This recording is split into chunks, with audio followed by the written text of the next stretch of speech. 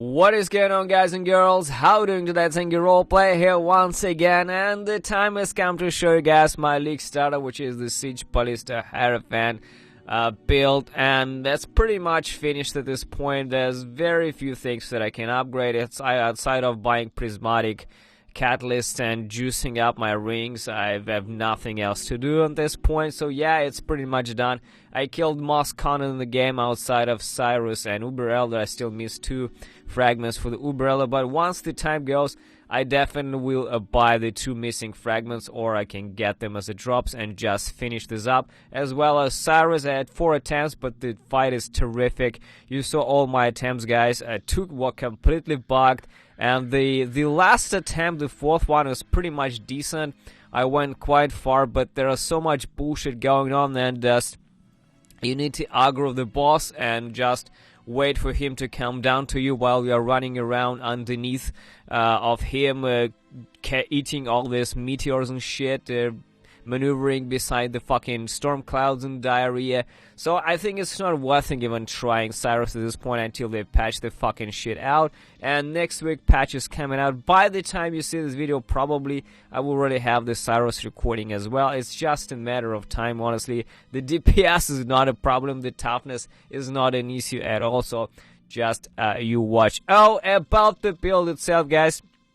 Why Siege Ballista? First of all, I looked at different ballistas like Shrapnel, Artillery, Ballista Support, and upon different calculations and trying them in the game, I actually came to the conclusion that Shrapnel and Artillery are just complete fucking dog shit, not even worth trying. The damage is so fucking terrifically low that you just absolute fucking shit.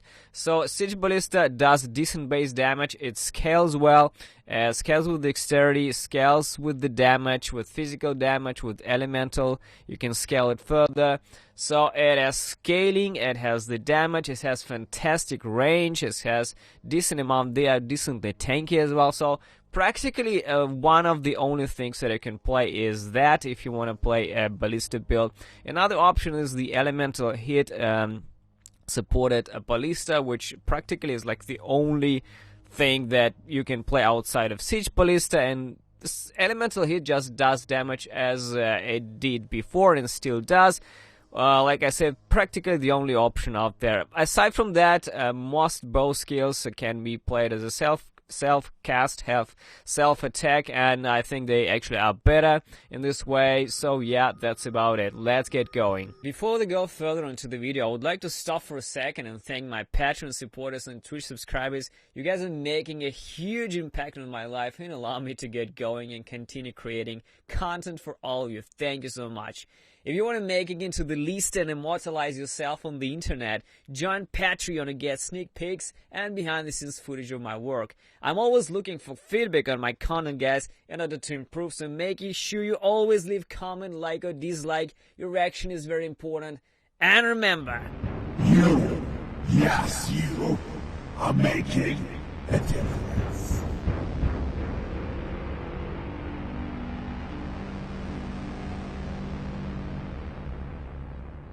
So once again, why I went with the Siege Ballista and not the Ballista Support or the Shrapnel and the Artillery. Once again, guys, explaining that Siege Ballista does everything better. It has fantastic 80 range, which shoots like on the fucking edges to the off screen. Shrapnel and Artillery has dramatic less damage multipliers, even though they potentially shoot more projectiles, but they have terrific damage, like very low base damage, and at the same time they are very up close. They have literally no range whatsoever. At the same time, the Ballista Support gem has dramatic 40% less damage multiplier, as well as the attack speed less multiplier. So yeah, it's practically just as the Siege Ballista, but with less damage, and you need a very, very strong skill, like for example elemental hit, which can scale insanely far, and only then you can catch up on the Siege Ballista damage and start kind of surpassing it. So Siege Ballista just does everything really well, and not only that, it also fantastically scales far with the Iron Commander weapon, which I use in this build, and this is the top tier weapon for this build, because with every 200 dexterity you get 1 additional Siege Ballista. So how does it work in general, guys? Pretty straightforward, and I would definitely recommend this build as the league starter instead the Lightning Arrow Barrage, because Lightning Arrow Barrage is turned out to be a pretty expensive build for now, because some of the items are really hard to get, like the alls are pricing, for example. So, but this build is very cheap. It starts with the 1 alchemy bow, which is the Iron Commander, and what I like about this build is how easy and straightforward it is. So the way you scale the damage in the Siege Ballista build is just by using the Iron Commander and just stacking dexterity and putting a shit ton of elemental damage on top, like Hatred, added Cold, added Lightning, added Fire, pretty much anything that you can add on top of this. And the more dexterity you have, the more life you have, the more damage the ballistas have, the more ballistas you have as a whole, because per 200 dex you get 1 more additional ballista. So all this combined makes it a pretty solid experience. And another important change to mention about the current state of the ballista is that the ballista gems got +2 additional more totems, ballistas. Yeah, so previously it was around like 11 ballistas. Now we can put out 13 if you scale it really far into the end game, so that's 2 plus more. So 13 ballistas on the screen is quite a lot of defense damage, and yeah, it just works really nice. We'll also talk really quick about the pros and cons of the build. The definite pro of the build is that it's incredibly cheap. I have very cheap items here, and the only expensive item is actually the Hero's Ire chest. I bought the Absolute GG chest for 5x, but it's like 1 to 2x. You can buy a pretty fantastic chest, and no big deal. Yeah, very cheap build, actually very affordable. I only level up with the Siege Ballista during my leveling, no other shit. I didn't have any tables, I didn't have any 6-link bows, I didn't have any quill reins. I have absolutely nothing while leveling. You all saw that, so it was an absolutely smooth leveling experience. Once you get the Rain of Splinters gem, the leveling experience just turned into like a buttery smooth thing. You just go and fucking destroy anything. Just no easy at all. So the pro is definitely how cheap this build is and easy to pull off the ground in the league starter. That's what I did here. Another pro of the build is, I would say, that I really like the stretch goals. I really like it how you always get more and more dexterity, and there's always like something to do with the build, because you know in some cases you just kind of stop scaling the build quite early, and there's just nothing else to do except like +1 more damage. But this build has pretty infinite potential. You can do so many things. You can get so much dex in multiple ways, and there are 2 variations of the build that I currently see. One is pretty much like this, which is mostly like a balance between the damage and toughness, and another variation is mostly like pure a bigger defense, like more HP, more dexterity, and using the Shaper's Touch. I will talk about this later in the path ability section. But yeah, there's different things that you can do. It's pretty fun build. There's a lot of place for experiments. It's not like you can pigeonhole yourself into one direction and follow it. No, you can do it in multiple ways as well, which is pretty cool. The definite con of the build, I would say, is probably because it's a little bit squishy. And don't judge by the HP, guys. I get 4,000 HP, right? But guys, it's not a squishy build. It's not a squishy build. It's actually quite tanky. I was completely surprised by the tankiness of the build. I mean, this is like tier 16s. I run only tier 16s, 15s now. I kill all the metamorphs. I eat volatiles and shit, and no problem at all. I practically rarely die, mostly to very strong one-shots. Because the HP pool is just low, there's no armor whatsoever, but there's dramatic amount of evasion. There's 20,000 evasion in this build, and practically things just don't hit you. Like, if they hit you, they hit hard, but they practically rarely hit you because you evade everything at this point. 20,000 evasion is insane. You're like 70% evasion, like no 70% block, but you have 70% evasion instead. So practically just monsters just never hit you. But if it get hit, you may die. So yeah, don't be scared by 4,000, guys. Trust me, this build is pretty tanky for what it is. I was surprised. You know, I thought I would just die left and right. Like, hey, fucking 4,000 life, I couldn't play this. No fucking way, guys. It's pretty damn good for what it is. Here we are in the Pantheon building, guys, and this is the exact tree and the exact build that I'm playing. We're starting as a Templar, the old man, and taking this intelligence node, which will transform further into strength through the careful planning. So take this strength over there, and the first thing you need to do is to get yourself to the ancestral bond and get yourself +1 max totem. So we're traveling over here down, getting life, and just getting this, and traveling up. That's it. About this nodes, right here, all the kind of melee shit, and this one, just forget about them for now, till the point when you can get the Lionel's Fall, so you can later transform them into the bow nodes. But for now, just forget about this. Once you get the ancestral bond, just start traveling down, take the primal manifestation, take down, get the attack speed, and all the way down here to these juicy panopticons, surveillance, and ironwood. You need to get this. So once you get this, you can start gathering the rest of the nodes, like the Jews and shit. So pretty straightforward as you can see. Get the bond, start traveling down here and take this. After that, start gathering the rest. And about level like 80, 90, you'll be getting the Linus Fall and just transforming this crit nodes into the bow nodes. That's it. So skill tree is pretty fucking straightforward. Let's talk about the skills itself. This is a 6-link Siege Ballista, and the best thing about the build, especially this league, is because the 6-link Iron Commander, which we'll be using in this build, is extremely fucking cheap. It's like a little more than a divine, so it's very easy to get a 6-link and deal the max damage here. And this build is all about the damage, honestly. So Siege Ballista, Hypothermia, Awaken, Edit Call if you can get it, damage in full life, and they will pretty much always on full life before they die. So yeah, there, and Awaken Cold Pan and Awaken elemental damage with attacks. Definitely, like, before you start getting these expensive Awaken gems, you should be getting the normal just Edit Call, Cold Pan, and ele damage with attacks. And then if you get the currency, you can start buying the Awaken gems. I think they're getting like more and more cheaper, and I already started switching some gems to the Awaken ones as well. So that's your main Siege Ballista stuff over there. Curses, this is the second 6-link, which doesn't necessarily be a 6-link, it may be a 4-link or a 5-link. So that's Frenzy, it gives you Frenzy, Pierces, GMP, and Curse and Hit.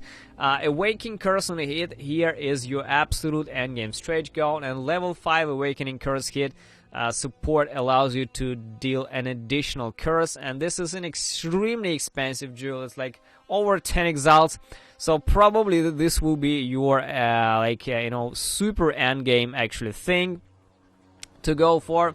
This is what I would personally recommend, because it will allow you to combine both projectile weakness with a frostbite and deliver a shit ton of damage. Unfortunately, the gem does not support it yet now in the path of building, so if I click this here, it does nothing.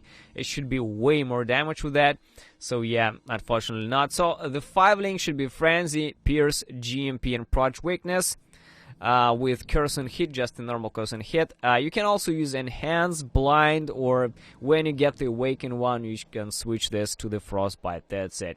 This is our auras in a helmet, Hated Precision, a Herald Device, and Golem sits there as well. This is purely for attack speed.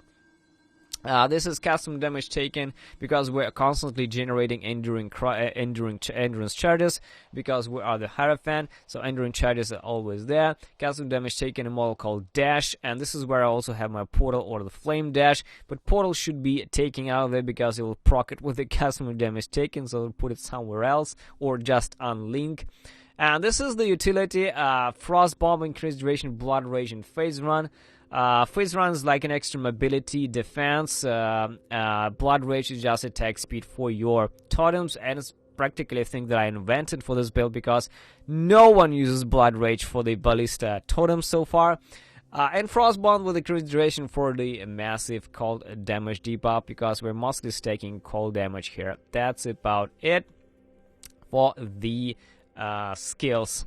For the Ascendancy, once again, pretty straightforward. We are the Hierophants. First thing is the Pursuit of Faith to get more attack, speed, and damage, and +1 totem as well as the Cruel Lab going with the Ritual of the Awakening. And this is pretty much the fattest GG mandatory thing to have, because it gives us a shit ton of regeneration.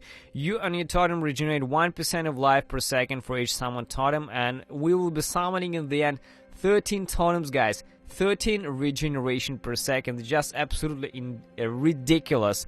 And 0.5% of mana regen per summon totem as well is absolutely insane. You will just don't need anything else, like just that. This is crazy. Yeah, and the Mercy Lab is Conviction of Power, and the Uber Lab is practically worthless Divine Guidance, in my opinion. There's just nothing else you can take on this Hierophant Ascendancy. For the Bandit, this is Zalira for the resistances and crit multiplier. Totally recommended. Mana regen is wasted, but crit multi and resistances will be important, because especially resistances, because we're using just 2 items with resistances, which are rings. We don't have any other resistances on any other sources of gear, so that's why we need the resist as much as possible. For the Pantheons, I will write them down in the guide, but this is most likely Aracali and the Poison immunity. That's 2 things you need to take, and that's it. Alright, here are the items, and this is where all the magic is happening. The main weapon is the Iron Commander Bow, which gives us +1 to max number of summon totems per 200 decks. We'll be staking 1,400 decks, and potentially can start can get even more than that. And adds physical damage to attacks per 25 decks. That's a lot of physical damage. And it will be not smart to not scale it further with conversion, which will be converting into the cold damage. So the more fizz, the more cold we get, and the more decks, the more totems we get. So this is mandatory, and this is an extremely cheap item. This is like 1 alchemy, and you can get a very cheap 6 link as well this league. So this makes this thing one of the best items for the entire any totem build, I would say. For the leveling, I also want to mention, guys, for the leveling, I also used Holy Flame Totem with just some wands and shit. So Iron Commander you can get early on, but before you get the actual Iron Commander and the Siege Ballista, you can level with the Holy Flame Totem. Just 2 of these Holy Flame Totems will absolutely carry you for the entire first couple of acts. No easy at all. They are very powerful, so just use that. For the weapon number 2, which is an offhand, this is Hero's Bite, which is further transformed into the Hero's Damage. There's also Shark Tooth, but constantly not recommended.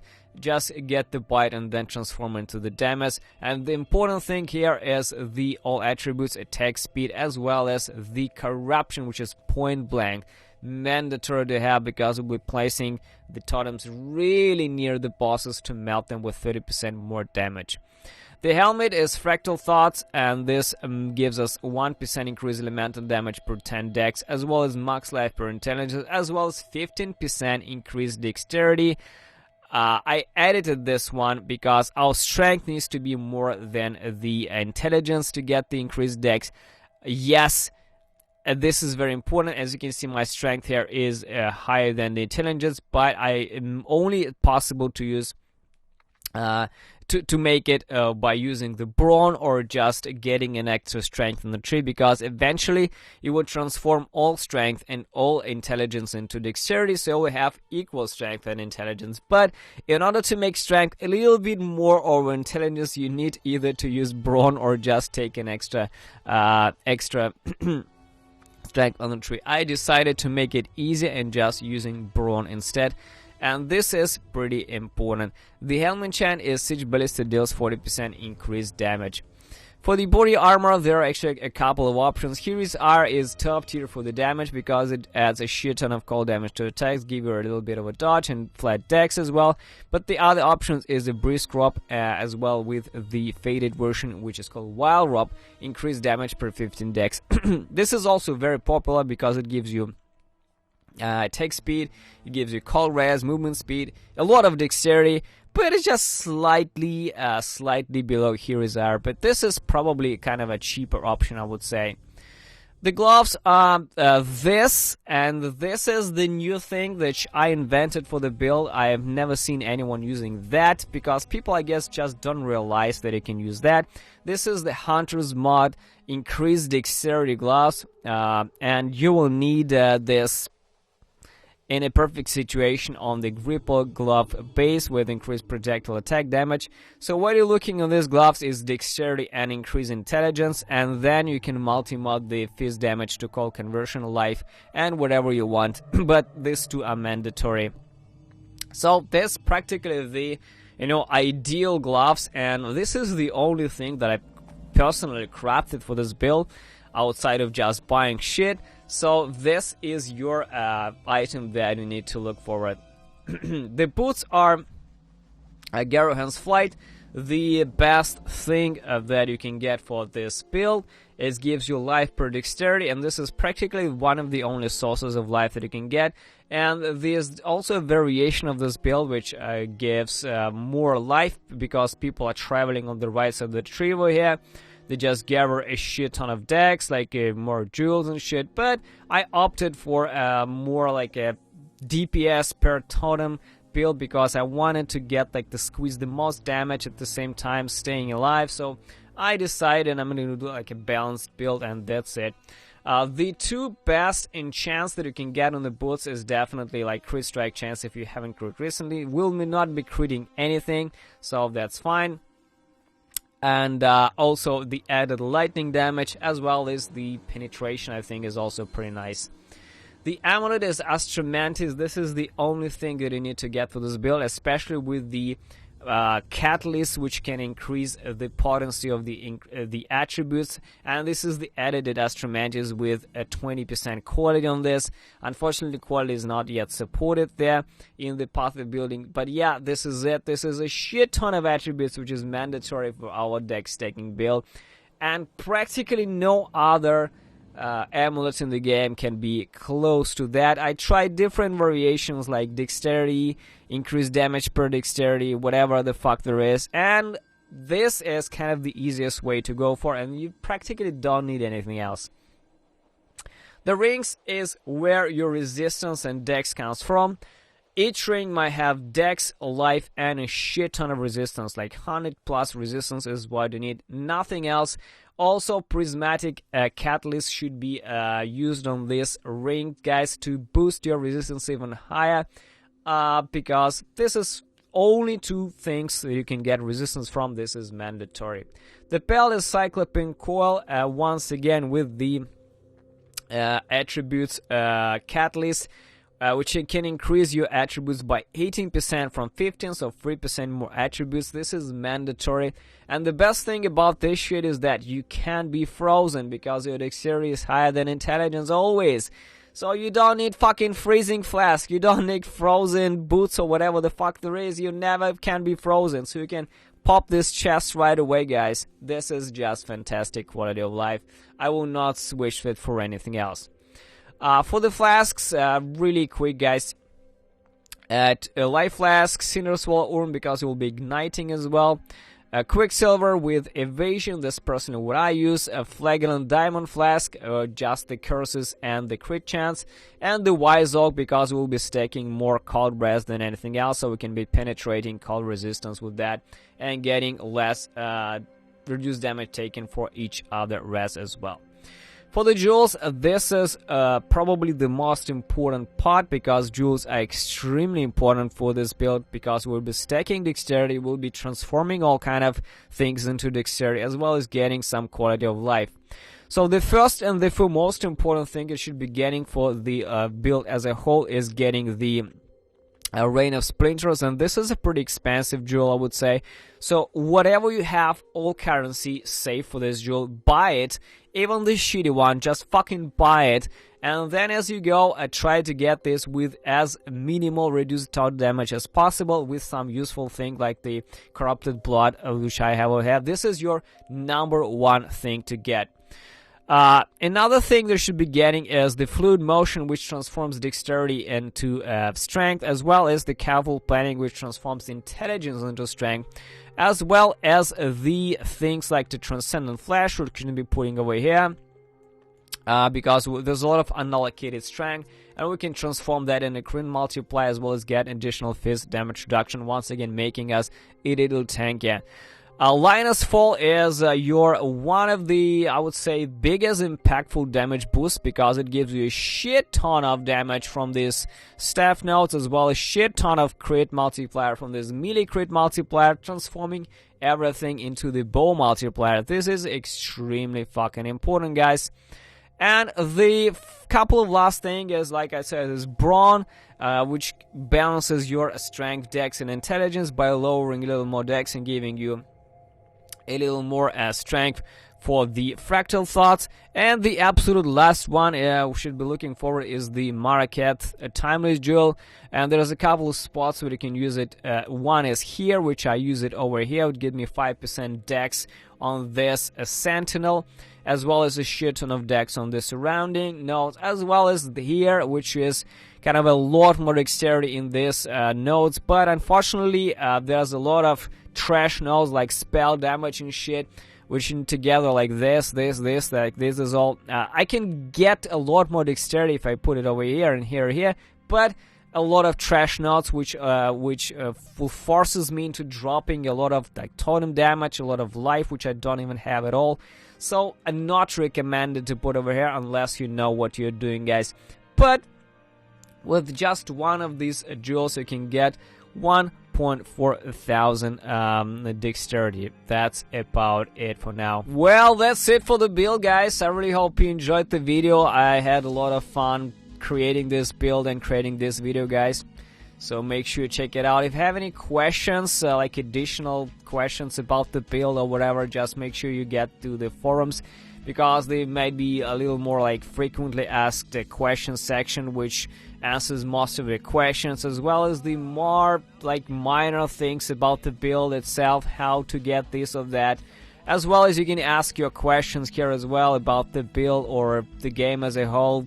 I'm always available at my stream. I'm streaming daily, so come and ask whatever you want, guys. I'm always there to help. I hope you liked the video, guys. Thanks for watching, and see you soon.